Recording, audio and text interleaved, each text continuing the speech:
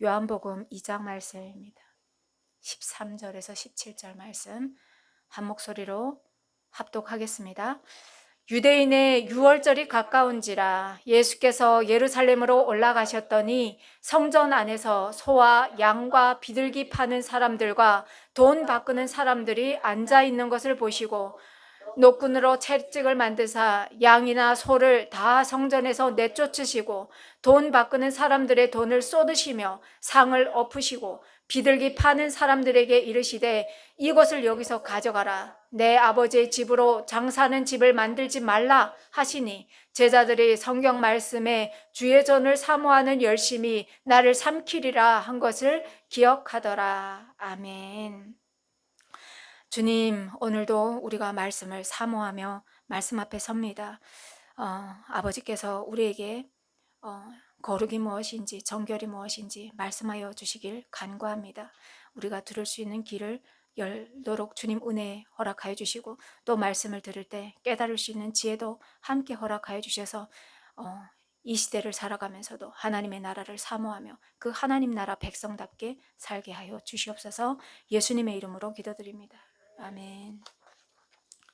네, 오늘은 참 성전 되신 예수님이라는 제아의 말씀으로 여러분과 함께 은혜 받기를 소망합니다. 지난주에 가나 혼인잔치에서 예수님께서 물이 포도주가 되는 첫 표적을 행하셨죠. 그만큼 우리가 이제 앞으로 계속 보겠지만 사복음서를 보면 예수님의 공생애 3년이 보통 많은 표적과 기적을 행하신 일들이 갈릴리에서 행하셨음을 보게 됩니다. 물론 유대와 예루살렘에서도 주님께서 많은 일들을 하셨습니다. 그만큼 하나님께서 하시는 일들은 우리가 예상하는, 우리가 예견하는, 주님은 예루살렘에서 많이 일하셨을 거야. 왜냐하면 거기가 종교 중심지고 또 뭡니까? 권력 중심지고 그렇기 때문에 주님께서 거기에서 많은 일들을 하셨을 거야 라고 생각하지만 사복음서를 통해서도 말씀하시듯이 우리 주님은 우리의 생각과 또한 우리가 예상하는 일들을 다 초월하셔서 말씀을 하신다는 것들을 볼 수가 있습니다. 그 당시에 많은 사람들은 그렇게 생각했어요. 갈릴리 나사렛에서 무슨 선한 것이 나겠느냐. 그만큼 갈릴리라는 것은 모든 종교적인 그런 중심지도 아니었고 권력의 중심지도 아니었고 외곽으로 벗어난, 멀리 벗어난 그런 시골 지역이었고 그리고 이방 문화와도 많이 뒤섞여 있었던, 그래서 선한 것이라고는 하나도 없다고 누구도 주목하지 않는 그곳이었습니다. 그런 곳에서 예수님께서 공생애 3년에 그 첫 시작의 문을 여셨다는 거죠. 마태복음 19장에 보면 예수님께서 이런 말씀을 하셨어요. 어린아이들이 내게 오는 것을 금하지 말라. 천국이 이런 사람의 것이다 라고 말씀하셨습니다. 이 말씀에서 이 어린아이라고 지칭하시는 그 어린아이는 물론 어린아이와 같은 그런 아이들도 말하겠지만 하나님의 백성들을 지칭해서 하시는 말씀입니다. 우리가 주님 앞에서 얼마나 순결하고 깨끗한 마음으로 서야 되는지 그런 말씀을 하고 있는 거죠. 어린아이들이 어떻습니까? 배고프면 배고프다고 말하잖아요. 아프면 아프다고 말하잖아요. 심지어 거짓말을 해도 어른들의 눈에 보이는 거짓말을 해요. 그만큼 깨끗해요. 그래서 우리가 주님 앞에서 그만큼 깨끗하게 서야 된다는 것을 말씀한다는 거. 그래서 하나님 앞에서 우리가 하나님 나라는 어떤 나라인가 라는 것들을 묵상해 볼 때 우리의 생각과 판단과 이성을 초월하신 하나님의 나라를 우리의 시각으로 판단하는 것이 아니라 하나님의 입장에서 하나님의 마음으로 늘 생각하고 겸손한 마음으로 그 나라를 사모해야 된다는 거죠. 오늘도 말씀을 보겠습니다. 자, 예수님께서 예루살렘으로 올라가신 이유는 유대인의 명절이 가까웠기 때문이죠. 그래서 제자들과 함께 올라가시는데 예루살렘에는 성전이 있습니다. 그 성전이 어떤 성전입니까? 헤롯 성전이죠. 이 헤롯이라는 사람의 이름을 단 것은, 헤롯 성전이라는 이름을 갖게 된 것은 이 헤롯 사람은 유대 사람이 아닙니다. 유대인이 아니에요. 에돔 사람입니다. 이 에돔 사람이 돈을 주고 유대인이 왕이 됐잖아요. 그러다 보니까 그 사람의 컴플렉스는 늘 나는 가짜야 라는 거에 늘 컴플렉스를 갖고 있었습니다. 그래서 이 사람은 유대인의 한심을 사고 싶었어요. 근데 유대인들이 뭘 좋아할까라고 생각해 보니까 유대인들이 좋아하는 건 성전이었어요. 그래서 포로 기한에서 수룹바벨 성전을 건축했죠. 우리 필사에서 알잖아요. 그죠? 포로로 돌아와서 다시 기초를 세우고 세운 그 성전을 수룹바벨 성전이라고 합니다. 그 수룹바벨 성전에 확장 공사를 한 겁니다. 거액을 들여서.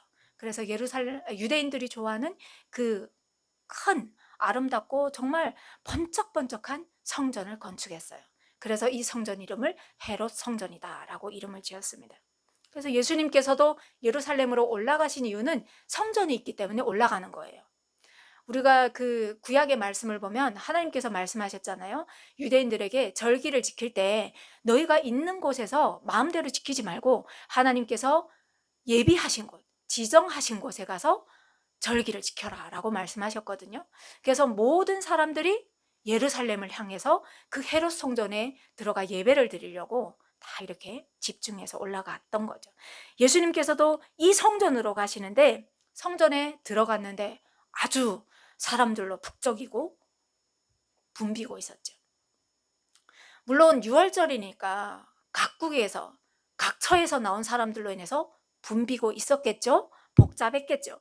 근데 오늘 말씀을 보니까 그들이 소와 양과 비둘기 파는 사람들, 돈 바꾸는 사람들로 북적였다라고 성경은 기록하고 있습니다. 오늘 현 시대에도 주일에는 나가서 사 먹지도 않고 사는 일도 하지 않는 굉장히 엄격하게 지키는 교회들이 있습니다. 그런 분들의 입장에서 봤을 때 이들의 행실을 어떻게 볼 수 있습니까? 아니, 성전에서 장사를 한다고? 아니, 정말 정신 나간 거 아니야?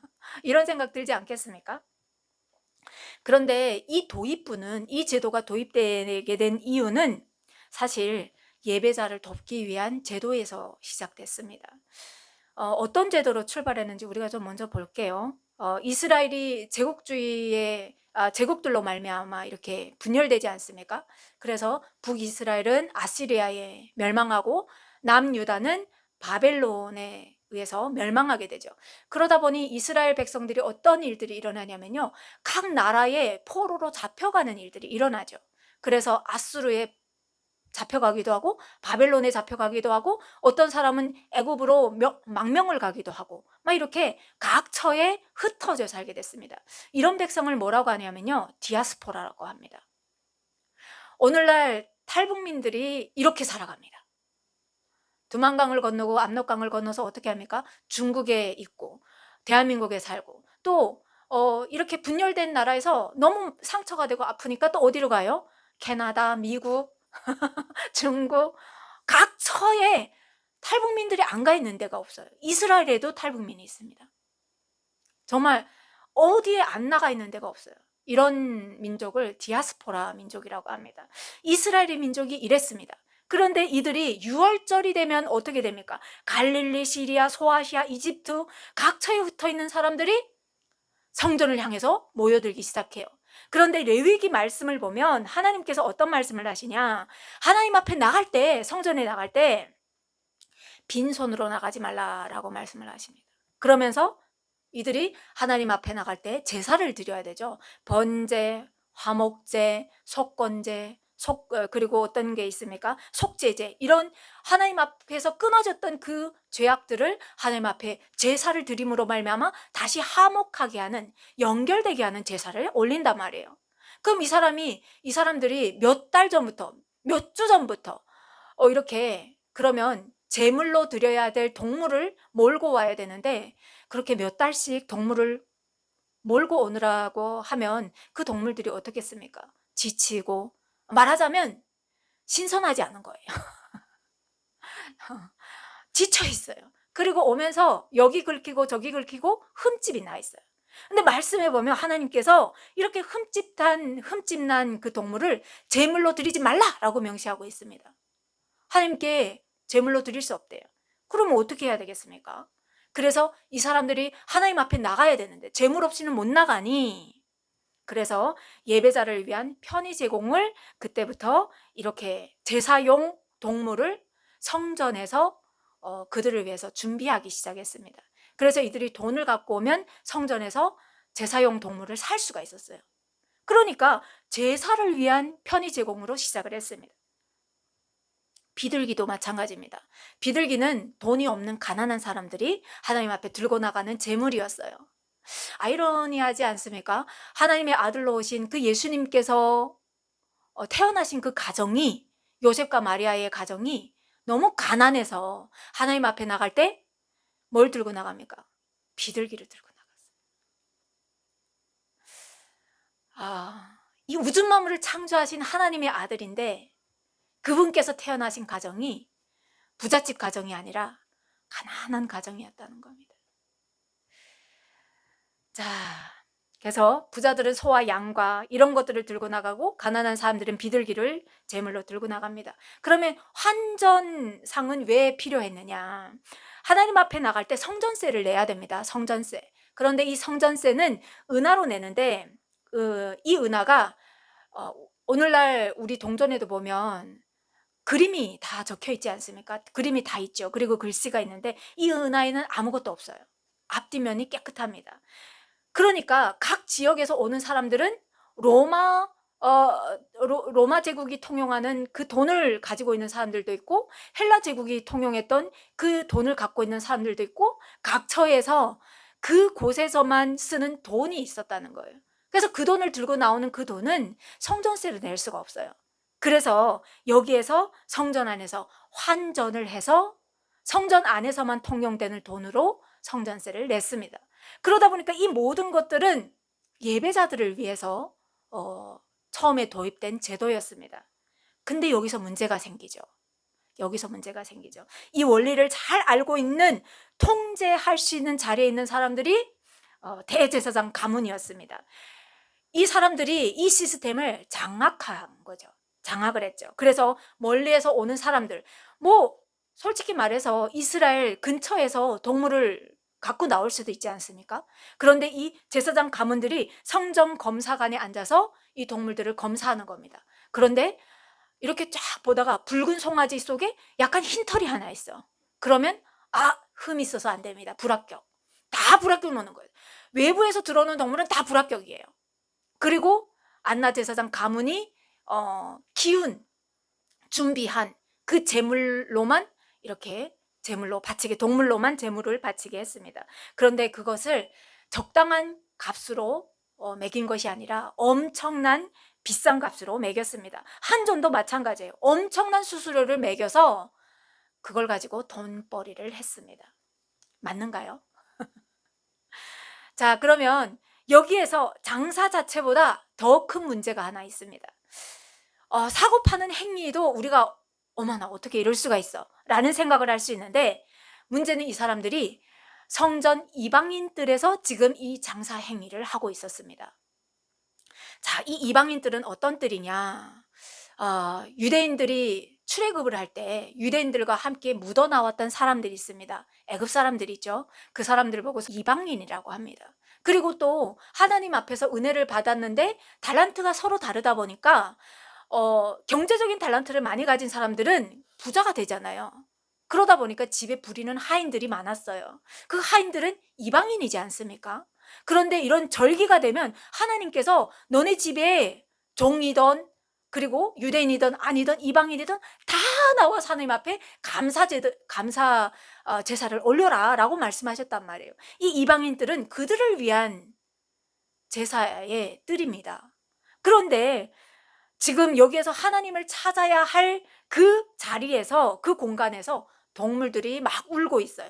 그리고 짜라락짜라락 돈을 계산하는 소리가 울려 퍼지고 있어요. 그리고 사람들은 막 비싸게 파는 사람들한테 이거 너무 비싸지 않소? 너무하지 않소? 아니 그러면 사지 마시오! 막 흥정하는 소리가 정신없이 들리고 있습니다. 기도해야 할 곳이 시장으로 변화했다는 겁니다. 여러분, 성전에서 이 사람들이 거래하던 이 행실들은 여러분이 생각할 때 단순한 사고 파는 행위였을까요? 이 사람들이 거래한 것은 하나님을 거래한 겁니다. 하나님을.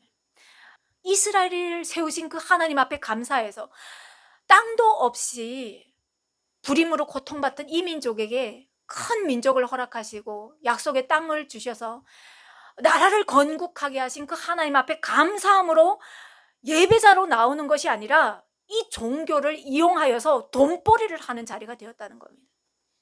여러분은 어떻습니까? 예배는 남았는데, 예배는 있는데 하나님을 경외하는 마음이 없어요. 하나님을 두렵고 떨리는 마음으로, 하나님을 사랑하는 마음으로 서는 자가 한 명도 없는 거예요. 제사는 있는데 회개하는 놈이 한 놈도 없어요. 회개하는 놈이.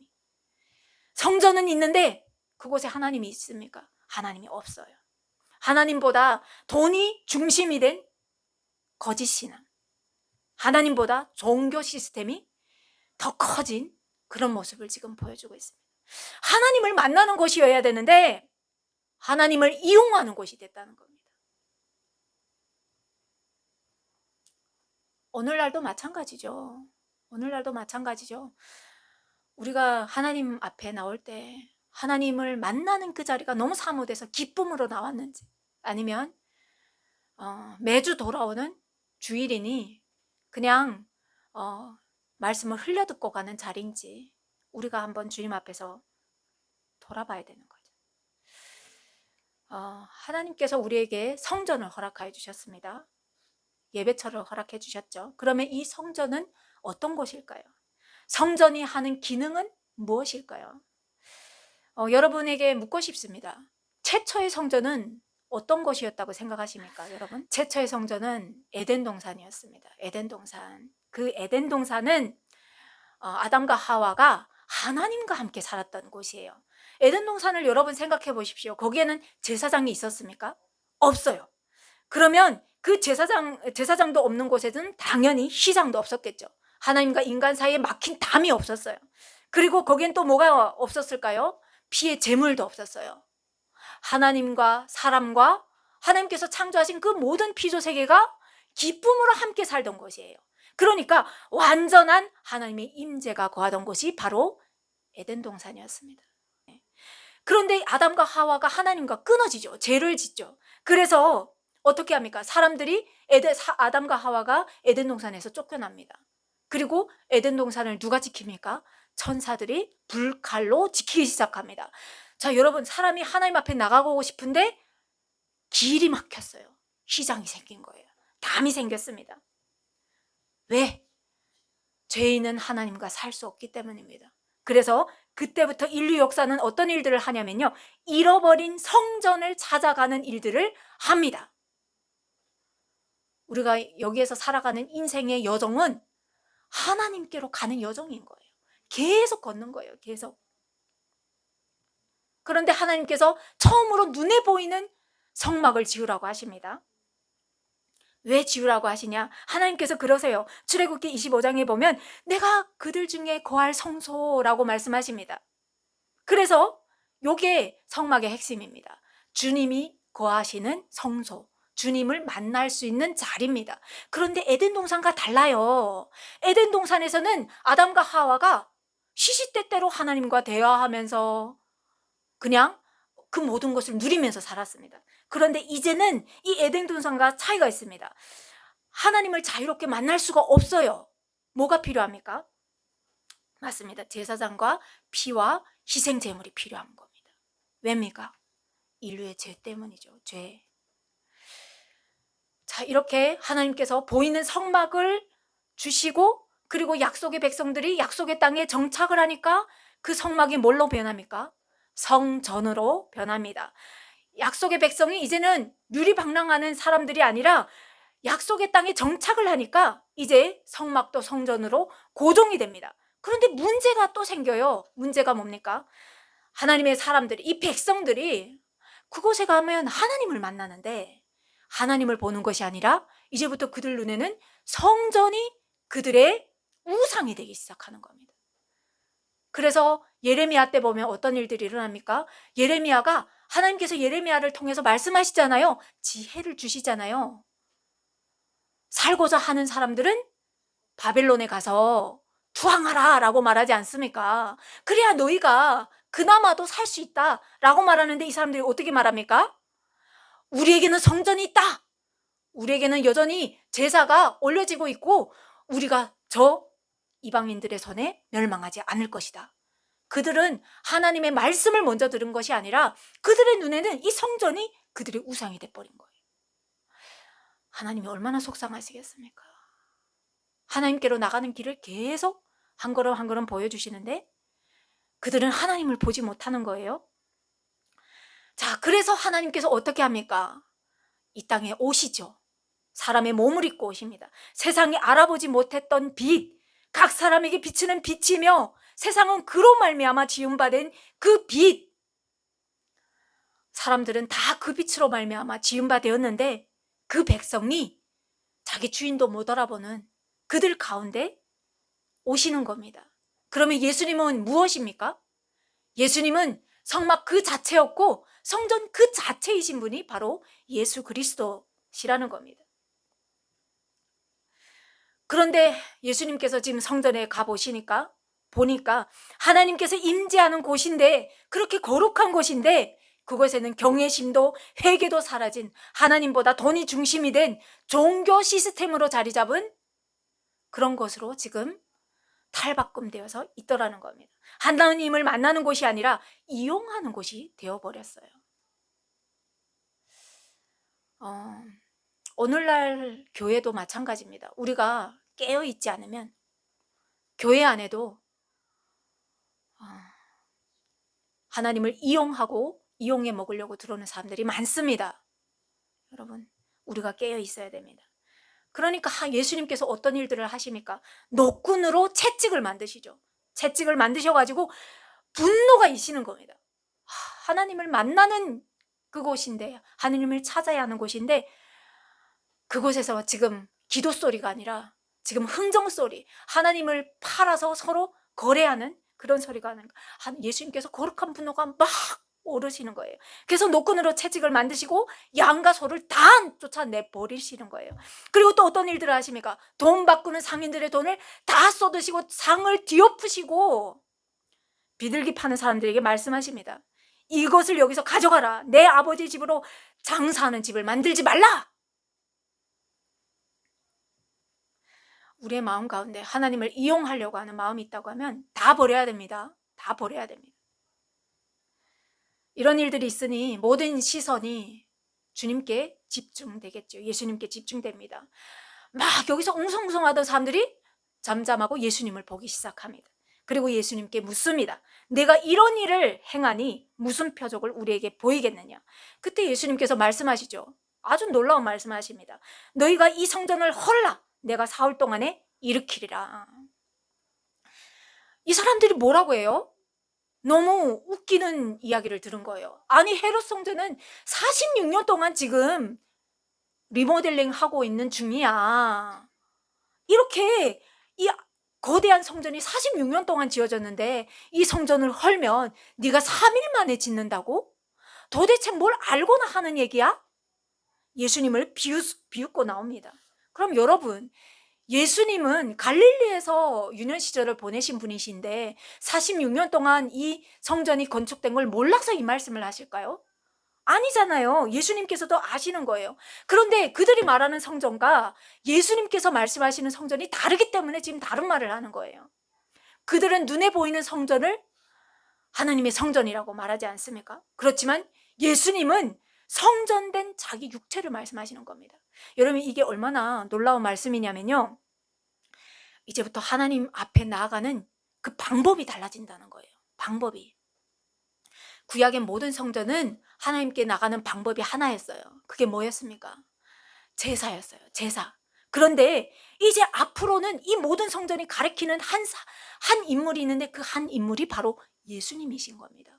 이제 앞으로는 예수 그리스도를 모르는 사람은 하나님 앞에 못 나가요. 못 나가요. 오늘날도 마찬가지입니다. 교회 나온다고 해서 하나님 앞에 나갑니까? 여러분, 아니에요. 예수님을 영접해야 됩니다. 예수님을 영접해야 됩니다.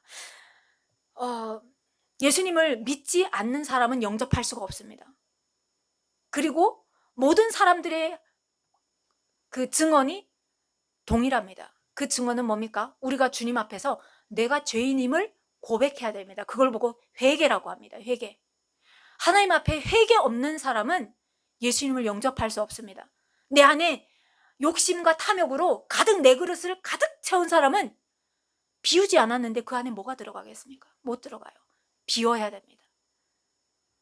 그리고 쏟아낼 때, 회개할 때, 그때 비로소 우리 성전이, 우리 마음의 성전이 깨끗해서 하나님께서 일하시기 시작합니다.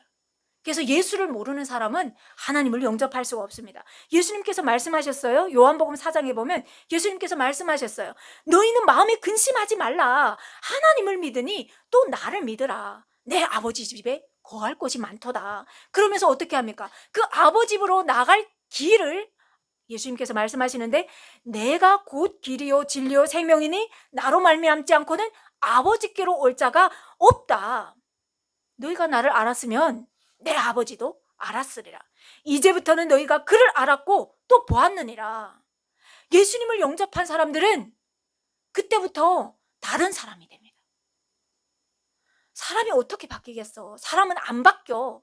우리가 흔히 하는 말입니다. 그런데요, 예수님이 주인 된 사람은 바뀌어요. 사람이 바뀌어요. 사람들은 예루살렘 성전에 올라가야 하나님을 만난다고 알고 있었습니다. 그런데 예수님은 하나님께 나아가고자 하는 사람마다 내게로 오라라고 말씀하고 있다는 겁니다. 예수님을 다 영접하는 저와 여러분이 되기를 간절히 소망합니다. 예수님을 영접해야 하나님의 나라는 하나님께서 말씀하셨잖아요. 하나님은 죽은 자의 하나님이 아니라 산 자의 하나님이라고 말씀하셨습니다. 여러분, 천국은 죽어서 가는 곳이 아닙니다.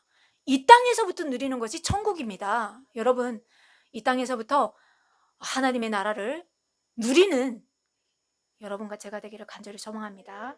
자, 6월절에 예수님이 예루살렘에 가니까 많은 사람들이 예수님이 행하시는 표적을 보고 그 이름을 믿었다고 성경은 기록합니다. 그런데 이상한 일이 있어요. 예수님은 그의 몸을 그들에게 의탁하지 않았다라고 성경은 기록합니다. 좀 어렵죠? 좀 쉽게 말하겠습니다. 쉽게 말씀드리면 이런 말씀입니다. 사람들이 예수님을 믿었대요. 그런데 예수님께서 그들을 믿지 않으셨대요.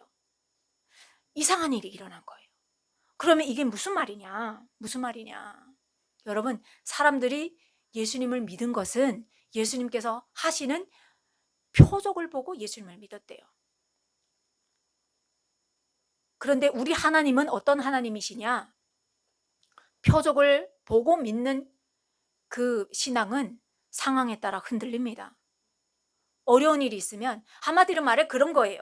예를 들면 병이 나오면 믿고 병이 안 나오면 예수님을 버리는 신앙. 그리고 하나님 앞에 왔는데 아무 일도 안 일어나. 그러면 버리는 신앙. 하나님을 버리는 신앙. 그리고 또 어떤 일들이 있습니까? 축복받으면 좋아서 하나님 최고입니다. 그런데 갑자기 어려움이 왔어. 그러면 하나님 어디 있어? 버리는 신앙. 이런 거 보고 한경에 흔들리는 신앙 보고 거짓 믿음이라고 합니다. 거짓 믿음. 그건 믿음이 아니래요. 그러면 어떤 게 진짜 믿음일까? 어떤 게? 성경에서 표본으로 세 사람을 보여줬습니다. 우리 다니엘서에 보면 다니엘의 세 친구가 고백했던 고백이 있습니다. 거대한 금신상, 아파트 10층 넘어도 한 13층 되는 거대한 그런 높이의 금신상을 세우고 바벨론의 느부갓네살 왕이 모든 사람들에게 절하라고 하지 않습니까? 그래서 아주 웅장한 음악이 울릴 때 사람들이 다 엎드려서 절하는데 절 안 하는 사람이 있었어요. 그래서 느부갓네살 왕이 그 사람들을 다 불러다가 그래요. 다 절하는데 왜 절 안 해? 금순자매는 우리 북한 생각하면 돼요. 이게 김정숙 동상, 김일성 동상에 가서 우리가 막 음악이 나올 때 막 이렇게도 안 하잖아요. 이렇게 해서 아주 정중히 절을 경배하지 않습니까? 근데 그걸 안 한 사람들이 있었다는 거예요. 그래서 느부갓네살 왕이 너네는 왜 안 하느냐? 너네 안 하면 저 풀무에 용광로에 던져서 녹여버리겠다. 죽여버리겠다라고 얘기해요. 그때 세 친구가 어떻게 하느냐? 왕이시오, 우리가 섬기는 하나님이 계신다면 우리를 그 맹렬히 타는 풀무불에서도 건지시고 이렇게 악한 마음을 품는 왕의 손에서도 우리를 건지실 거예요. 그렇지만 그렇게 하지 아니하실지라도 그분은 하나님이십니다. 그래서 우리는 저 호흡도 없고 말도 못하고 다른 사람을 건지지도 못하는 저 우상 금 덩어리에게는 우리는 절하지 않겠습니다. 그리고 용감히 풀무불 가운데로 들어갑니다. 그럴 때 어떤 일들이 일어납니까? 세 사람이 들어갔는데 네 사람이 걷고, 그래서 이방 왕이 하나님께서 하시는 놀라운 일들을 보고 하나님의 사람 무릎 앞에 무릎을 꿇고 하나님을 칭송하는 일들이 일어난다는 거예요.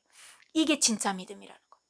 나한테 좋은 일이 있다고 해서 하나님을 믿는 게 아니라, 나한테 설령 고난이 온다고 해도 그분은 이 우주 만물을 창조하신 하나님이십니다 라고 믿는 그 믿음, 흔들리지 않는 믿음, 그 믿음이 진짜 믿음이래요.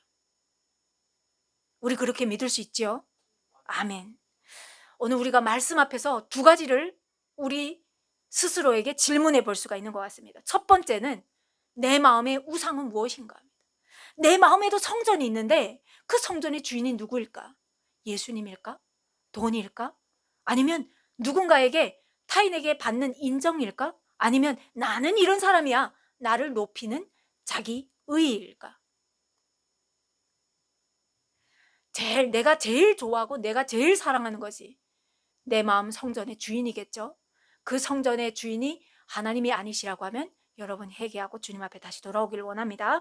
두 번째는 우리가 예수님을 사랑하는 그 마음이 예수님 그 자체만을 좋아서, 사랑해서, 경외함으로 우리가 예수님을 바라보는 건지, 아니면 예수님께서 나에게 주시는 그 축복으로 말미암아 우리가 주님을 사랑하는지, 그걸 돌이켜 봐야 됩니다. 점검해 봐야 됩니다. 예수님은 우리가 우리 마음에 딴 마음을 품고 입술로 주님 사랑합니다 라고 가식적으로 고백하는 그 말에 속아 넘어가는 분이 아닙니다. 그분은 마음의 동기를 보시는 분이십니다. 오늘도 여러분이 주님 앞에 이렇게 고백했으면 좋겠습니다. 주님, 내 마음의 성전을 정결하게 해주십시오. 하나님보다 더 사랑했던 것들이 있다면 내려놓게 해주십시오. 표적보다 예수님을 사랑하게 하시고, 축복보다 주님을 사랑하게 해주십시오. 응답보다 주님 자신을 붙드는 믿음을 저에게 허락해 주십시오. 참 성전 되신 예수 그리스도 안에서 제가 날마다 호흡하면서 살게 해주십시오.